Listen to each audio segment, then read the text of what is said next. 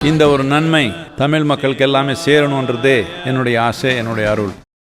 தஞ்சாவூர் மாவட்டம் கும்பகோணம் அருகே உள்ள தாராசுரத்தில் வன்னியர் சங்கம் சார்பில் சோழ மண்டல சமய சமுதாய நல்லிணக்க மாநாடு நடைபெற்றது. இதில் பாமக நிறுவனர் ராமதாஸ், பாமக தலைவர் அன்புமணி ராமதாஸ் உள்ளிட்ட பலர் பங்கேற்றனர். கூட்டத்தில் பேசிய அன்புமணி, முதல்வர் மு.க. ஸ்டாலின் சாதி வாரி கணக்கெடுப்பு நடத்த மாநில அரசுக்கு அதிகாரம் இல்லை என தவறான தகவலை தெரிவிப்பதாக கூறினார். உண்மையிலே கோழைகள் தான் சொல்லுவாங்க, என்னன்னு எங்களுக்கு அதிகாரம் இல்லைங்கன்னு யார் சொல்லுவா?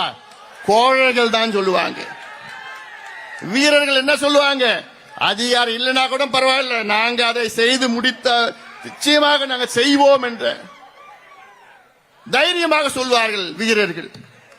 அப்படிப்பட்ட என்னை பொறுத்தவரை தமிழ்நாட்டின் முதலமைச்சர் ஸ்டாலின் அவர்கள் எங்களுக்கு அதிகாரம் இல்லை, ஜாதி வாரி கணக்கெடுப்பு நடத்த எங்களுக்கு அதிகாரம் இல்லை என்று சொல்வது கோழைத்தனமாக நான் பார்க்கின்றேன். இது கோழைத்தனம். தெலங்கானா, பீகார், கர்நாடகா போன்ற பிற மாநிலங்கள் சாதிவாரி கணக்கெடுப்பு நடத்தும் போது தமிழ்நாட்டிற்கு மட்டும் அதிகாரம் இல்லை என முதலமைச்சர் சொல்வது ஏன் என அன்புமணி ஆவேசமாக கேள்வி எழுப்பினார். தெலுங்கானால எப்படி எடுத்திருக்கிறாங்க, ஆந்திரால எப்படி எடுத்துட்டு இருக்கிறாங்க, கர்நாடகால எப்படி எடுத்து முடிச்சாங்க, பீகார்ல எப்படி எடுத்து முடிச்சாங்க, ஒரிசால எப்படி எடுத்துட்டு இருக்கிறாங்க, சத்தீஸ்கர்ல எடுத்துட்டு இருக்காங்க, ராஜஸ்தான்ல எடுத்துட்டு இருக்கிறாங்க. அதுவும் இந்தியாவில் தானே இருக்கு, அதே சட்டத்தில் தானே எடுத்திருக்கிறாங்க. அப்ப உங்களுக்கு மட்டும் ஏன் அந்த சட்டம் வரல? இதை மக்கள் நீங்கள் புரிந்து கொள்ள வேண்டும். புரிந்து கொண்டு நிச்சயமாக நாம் எல்லோரும் ஒற்றுமையாக இருக்க வேண்டும். அப்படி இது ஏதோ வன்னியர் பிரச்சனை மட்டும் கிடையாது, எல்லா சமுதாயங்களுக்கு பிரச்சனை. இது தமிழகத்தில் 69% இடஒதுக்கீடை பாதுகாக்க சாதிவாரி கணக்கெடுப்பு அவசியம் என்பதால் தமிழக அரசு உடனடியாக சாதிவாரி கணக்கீட்டை தொடங்க வேண்டும் என்ற அன்புமணி, அது தொடர்பான பாமகவின் போராட்டங்களை கொச்சைப்படுத்த வேண்டாம் என்றும் சாதியை வைத்து அரசியல் செய்ய தங்களுக்கு விருப்பமில்லை என்றும் கூறினார். தமிழ்நாட்டிலே 69 விழுக்காடு இடஒதுக்கீட்டை காப்பாற்ற தமிழக அரசு உடனடியாக சாதிவாரி மக்கள் தொகை கணக்கெடுப்பை நடத்துங்கள். உங்களுக்கு எல்லா அதிகாரம் இருக்கிறது, நிதியும் இருக்கிறது, சட்டமும் இருக்கிறது, எல்லாம் இருக்கிறது. ஆனால் மனது உங்களுக்கு கிடையாது. சரி, எப்படி ஜாதி ஒழியும், ஜாதி அகற்றப்பட வேண்டும்? எப்படி?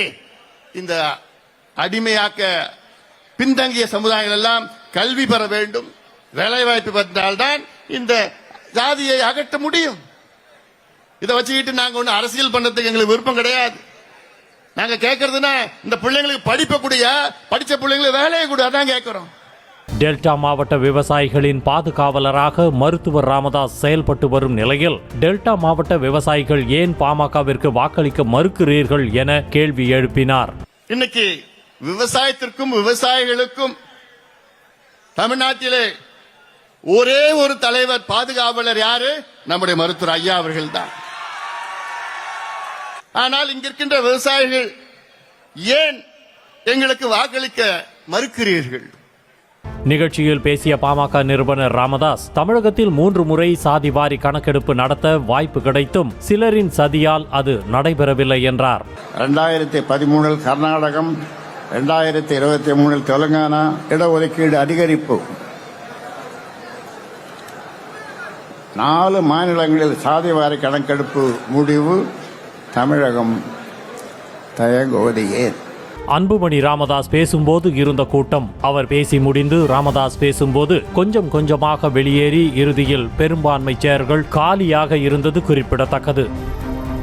இந்த ஒரு நன்மை தமிழ் மக்களுக்கு எல்லாமே சேரணுன்றதே என்னுடைய ஆசை, என்னுடைய அருள்.